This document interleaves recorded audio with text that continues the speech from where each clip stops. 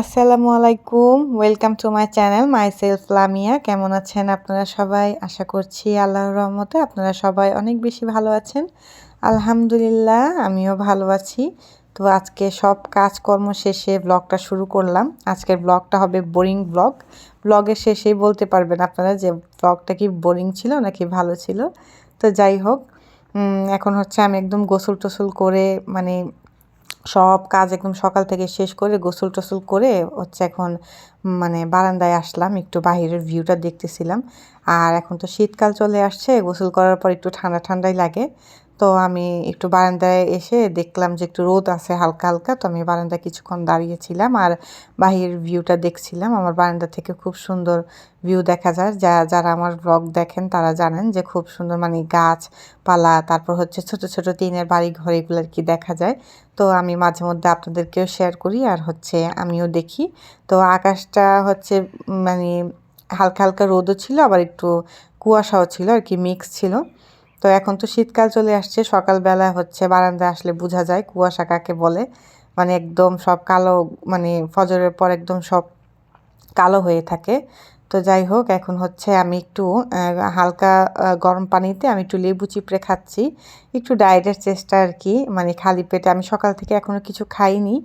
অনেক কাজ মানে খুব ব্যস্ত ছিলাম, ব্যস্ত বলতে হচ্ছে ঘরের কাজ টাজ গুছিয়েছি। তো ওই সময় আর কি ভিডিওটা অন করতে পারিনি। তো ভাবলাম কাজটা শেষ করে তারপর হচ্ছে একবারে ভিডিওটা অন করব। তো এই জন্য সকাল থেকে কিছু খেতেও পারিনি। তো এখন খালি পেটে একটু গরম পানিতে একটু লেবু চিপড়ে খাচ্ছি। আর যেহেতু ঠান্ডা লাগতেছিল তাই হচ্ছে বারান্দায় বসে বসে অনেকক্ষণ মানে ছিলাম। এরপরে হচ্ছে আজকে আমার রান্নাবান্না নাই, রান্নাবান্না বলতে দুপুরের আজকে রান্নাবান্না নাই। যে কোনো কারণে আর কি আজকে তরকারি ছিল ফ্রিজে, ওইটা আমি গরম করবো আর একটু হচ্ছে ভাত চড়াবো। তো ভাতের জন্য চালটা আমি ধুয়ে নিচ্ছি, একদম অল্প পরিমাণে নিয়েছি।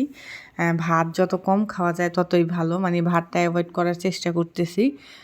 তো যাই হোক, চালটাকে আমি ভালোভাবে ধুয়ে পানি দিয়ে হচ্ছে চুলায় চড়িয়ে দিব। আর একটা কথা বলি আপনাদের, যদি আমার ভিডিওগুলো ভালো লাগে তো প্লিজ একটা লাইক দিয়ে দিবেন, আর বেশি ভালো লাগলে আমার চ্যানেলটা সাবস্ক্রাইব করে আমার পাশে থাকবেন, আমার বন্ধু হয়ে যাবেন। আর যারা ইতিমধ্যে আমার চ্যানেল সাবস্ক্রাইব করেছেন তাদেরকে অনেক অনেক ধন্যবাদ। আসলে ধন্যবাদ দেওয়াটাও ঠিক হবে না, কারণ আমি যারা আমার মানে সাবস্ক্রাইবার আছে তারা তো আমার ফ্যামিলির একজন সদস্য। তো ফ্যামিলির সদস্য, পরিবারের সদস্যদের তো আর মানুষ ধন্যবাদ দেয় না। তো যাই হোক, ধন্যবাদ দিয়ে আপনাদের উপকার মানে আপনারা যে আমাকে উপকারটা করেছেন এটাকে আমি ছোট করতে চাই না। যাই হোক, তো এখন আমি হচ্ছে ভাতটা চড়িয়ে দিলাম, একটু নাড়াচাড়া দিয়ে আমি হচ্ছে মানে ভাতটা হতে থাক। আর এর মধ্যে আমার মনে পড়লো যে আমি বাহিরে হচ্ছে মানে সিঁড়ির বাহিরে আর কি ওই জায়গাটা একটু ঝাড়ু দেওয়ার দরকার ছিল, কারণ জুতা টুতো অনেক সময় রাখি তো তো একটু বালু হয়ে যায়। তো আমি হচ্ছে এখন মনে পড়লো যে ওই জায়গাটা তো ঝাড়ু দেইনি, তো এখন একটু ঝাড়ু দিয়ে দিই। এমনিতে হচ্ছে কেয়ারটেকার মামা ঝাড়ু দেয়, তারপরও একটু নিজের দায়িত্ব থাকে না, যেহেতু আমরা জুতা রাখি বাহিরে, সবসময় পরার জুতাটা বাহিরেই থাকে, একটু বালু টালু হয়, তো ওইটা তো আমাদের দায়িত্বই হয় আর কি ঝাড়ু দিয়ে দেওয়া। তো এই জন্য একটু আমি মানে ভুলে গিয়েছিলাম তখন ঘরটর গোছগাছের সময়, তো এখন একটু আমি ঝাড়ু দিয়ে নিচ্ছি।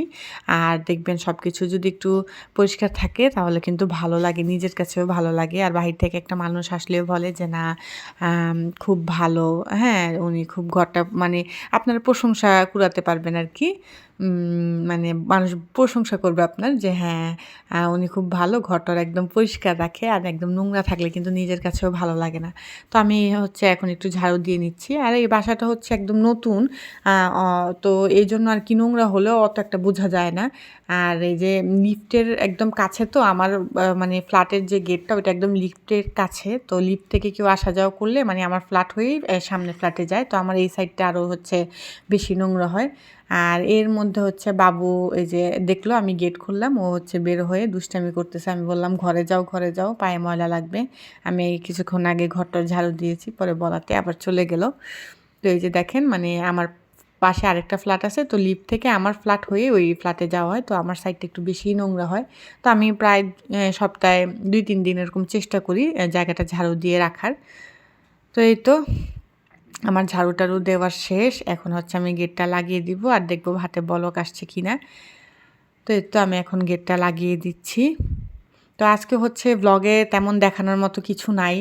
তো আজকে হচ্ছে আজাইরা ব্লগ আর কি বলতে পারেন। আজকের ব্লগটা বোরিং ব্লগ যেহেতু আমি সকাল থেকে ব্যস্ত ছিলাম আর কাজগুলো আপনাদের সাথে শেয়ার করিনি। তারপর ভাবলাম যে আমি যাই করি এখন টুকটাক, এখন ফ্রি আছি, যাই করি তাই আমার ভিউয়ার্সদের সাথে শেয়ার করি। ভালোও লাগতে পারে আবার খারাপও লাগতে পারে, বলতে পারি না। তো এই তো এখনও ভাতে বলক আসেনি। আর এইখানে হচ্ছে আমি এই যে মানে ক্যামেরাটা আবার অন করে আমার পিছন দিকে চোখ পড়লো, তখন দেখলাম যে জালিটা হচ্ছে ভেঙে গিয়েছে। তো আমার মনটা খুব খারাপ। এই জালিটা হচ্ছে আমি রুটি সেঁকে রাখার জন্য এনেছিলাম, গরম রুটিটা উপরে রাখার জন্য, এটার উপর রাখার জন্য এনেছিলাম। তো এটা আমি ক্লিপ করে দেয়ালে মানে হ্যাং করে রেখেছি। তো এটা পড়ে গিয়েছিল বাতাসের কারণে, তো এই যে ভেঙে গিয়েছে। তো আমার মনটা খুব খারাপ। এরকম করে আমার 2টা এরকম বড় সাইজের জালি বা ডালা যেটাই বলেন ভেঙে গিয়েছে। তো এই জন্য আপনাদেরকে দেখাচ্ছিলাম।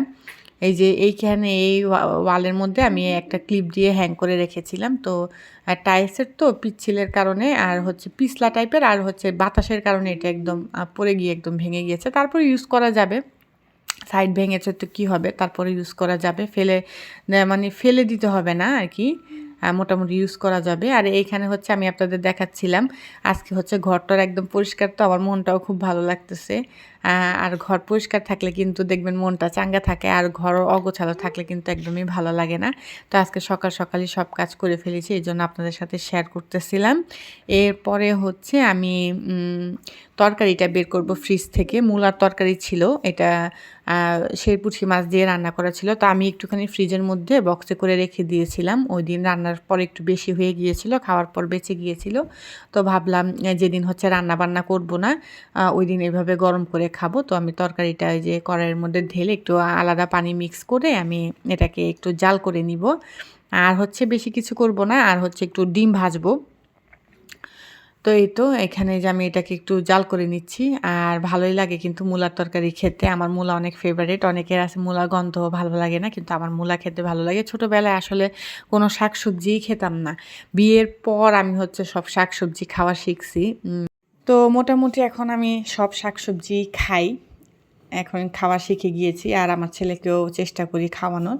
তো তরকারিটা একটু ভালো করে আমি জাল করে নিব। আর এখানে হচ্ছে আমি 2 দিন আগে কটকটি বানিয়েছিলাম। এটা গ্রামে যারা থাকেন ওনারা রিলেট করতে পারবেন আমার সাথে। এটা হচ্ছে কিছু মামা আগে কাঁধে করে নিয়ে আসতো, আমাদের ঢাকায়ও নিয়ে আসতো, কিন্তু গ্রামে এটা বেশি হয় আমি জানি। এটা হচ্ছে কটকটি। ওনারা হচ্ছে কিছু পুরানো জিনিসের বিনিময়ে এরকম কটকটি দিত। তো আমার বাসায় বাদাম ছিল, আমি কিছু কাঁচা বাদাম কিনে এনেছিলাম। তো ওইটাকে আমি হচ্ছে এইভাবে তেলের মধ্যে একটু ভেজে আমি কটকটির মধ্যে দিয়েছি, কটকটি বানিয়েছি। তো এটা ভালো লাগে। অনেকে কটকটিও বলে, অনেকে হচ্ছে পাপড়িও বলে, কিন্তু অনেক শক্ত, যেহেতু আমার দাঁতের সমস্যা তাই আমি সবগুলো খেতে পারিনি, তাই একটা বক্সে করে রেখে দিয়েছিলাম।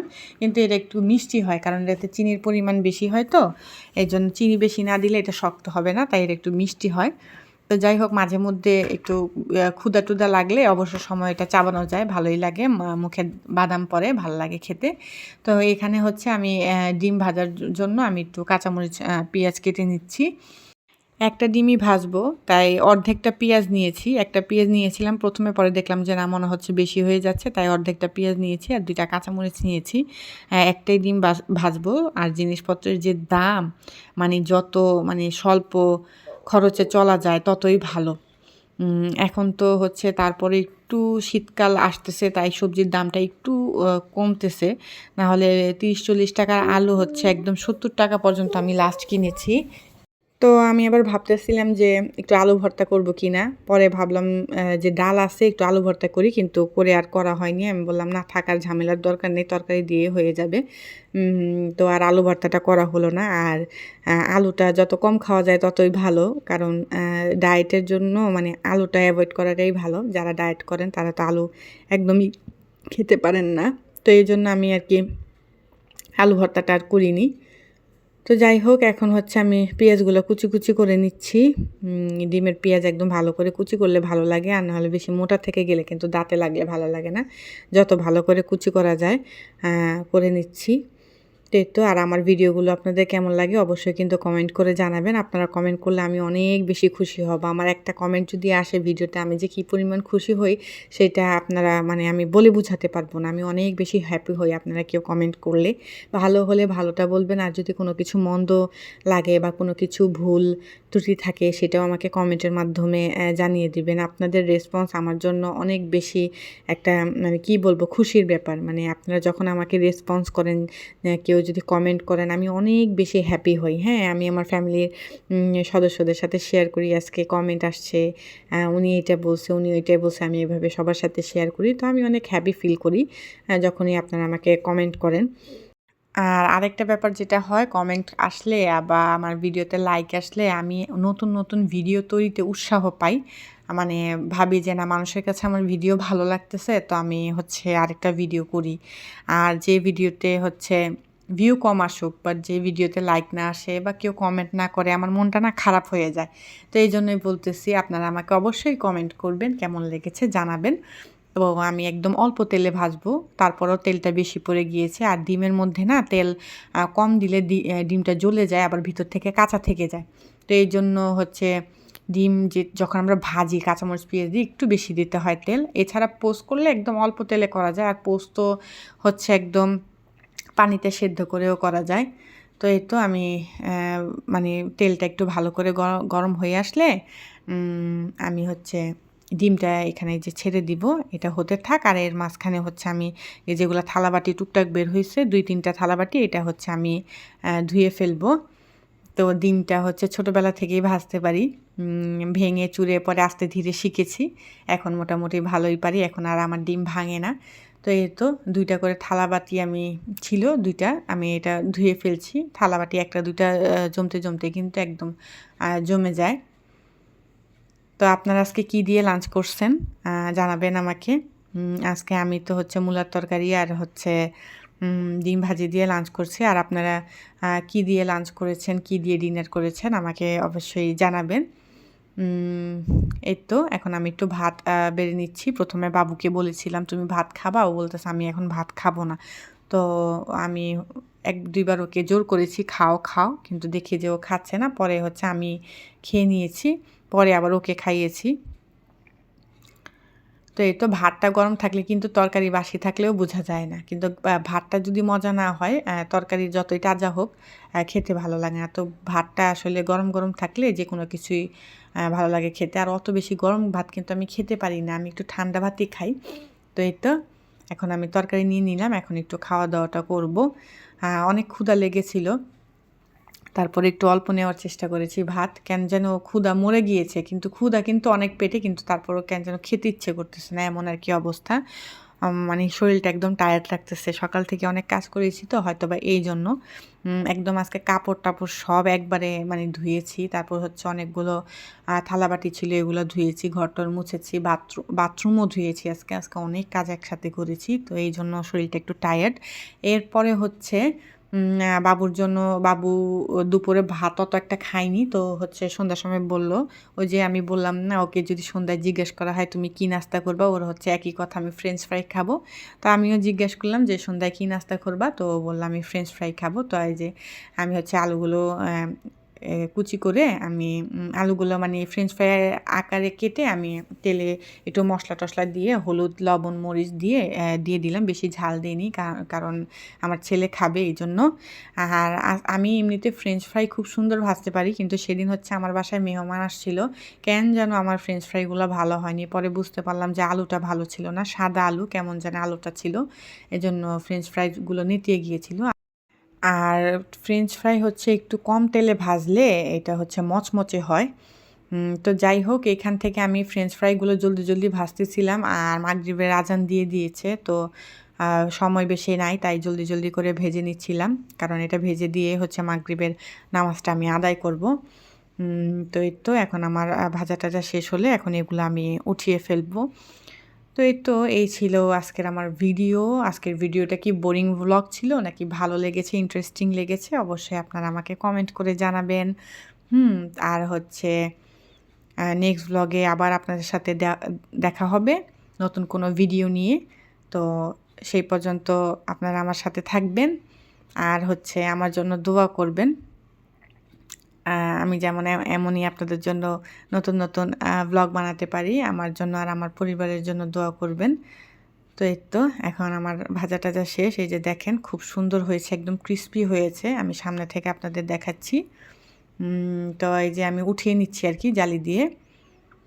তো আমার আর কি বেশি অত একটা ভাজি নেই, একটু নর্মাল ভাজাই দিয়েছি। অত বেশি কালো ভাজা দিলে পরে তিতা লাগে খেতে। তো এই তো আমার ফ্রেঞ্চ ফ্রাই ভাজা শেষ।